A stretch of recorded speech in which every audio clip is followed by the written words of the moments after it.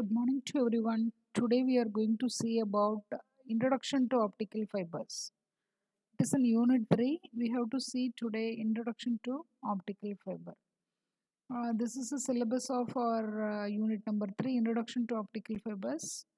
We are going to see the evolution of fiber optic system, basic law and definition, propagation of light inside the critical angle, numerical aperture, acceptance angle, cutoff wavelength, mode field diameter, and mode theory V number, V fiber types, and the splicing technique and connectors. And now we are going to see the introduction to optical fiber. We know that it is an older technology, but it is an essential for an nowadays optical fiber communication. Fiber is nothing but an cable. It is a light pipe. It is used to carry the light beam from one place to another place for an long distance communication. Here, the light is an electromagnetic signal like a radio wave. The frequency of the light is extremely high, wider bandwidth. Next, advantages and disadvantages of an optical fiber. Wider bandwidth, low loss, lightweight, small size, strength, security, inference, immunity, safety. Some of the disadvantages we are going to see. It is in small size, it is in brittleness, and which makes more difficult to work with an optical fiber cable.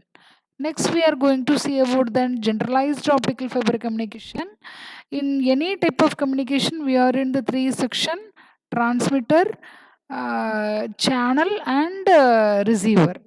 Here also we are going to use that the three section.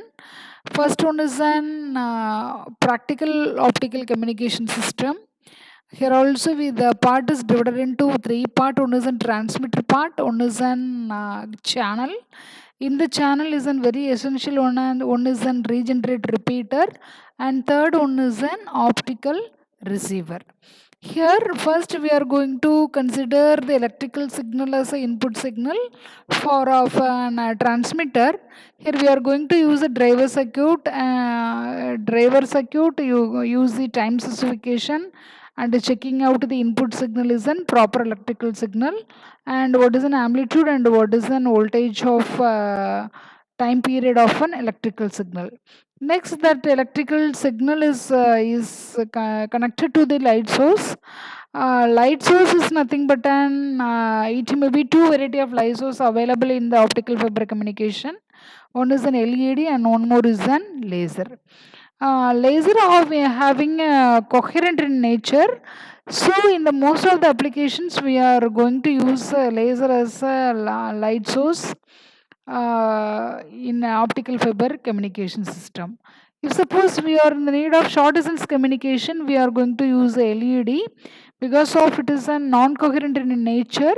So we are short distance communications. We are going to use a LED as a light source.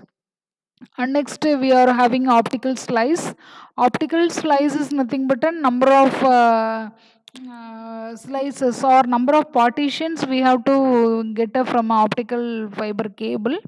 We have to get it. This is the purpose of we have to provide the signals in a clear manner, and next we have to connect to the optical coupler or a beam splitter. By using optical coupler, we can couple the number of optical wavelength, and also whatever the need the optical signal, we have to split the optical beam. The equivalent light source going to be propagated through the beam splitter output. Next, regenerative repeater is playing a major role in an optical fiber transmitting and receiving in between the channel. Here, in general type of communication, we are going to use a regenerative repeater for the purpose of an signal amplification. Here, our light signal is going to be propagated in the optical cable. So, light signal cannot directly convert or boost up the signal, output signal. So why we are going to use optical receiver in the regenerator repeater initially?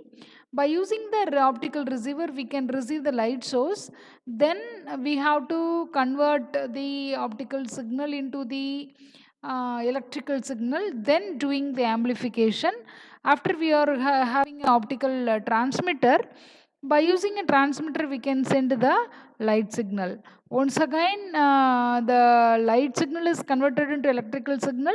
That electrical signal is again converted into optical signal.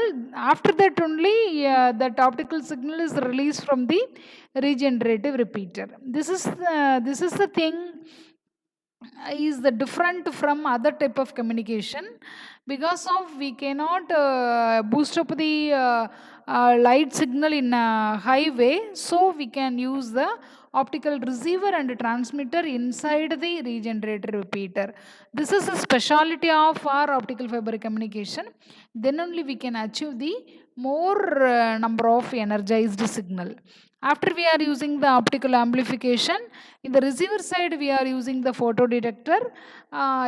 We know that the photodetector is nothing but detect the optical signal and then convert it into electrical signal. Here we are going to use a two variety of photodetector. One is an photodiode. It means that one type of photodetector, and one more is an avalanche photodiode. Pin photodiode and avalanche photodiode we are going to use in photo detector. And next in the receiver side we are going to use the amplifier also. And finally we can receive the signal from restore error. Finally we received the signal in terms of electrical signal. Then only we can easily observe from the observer. Thank you all.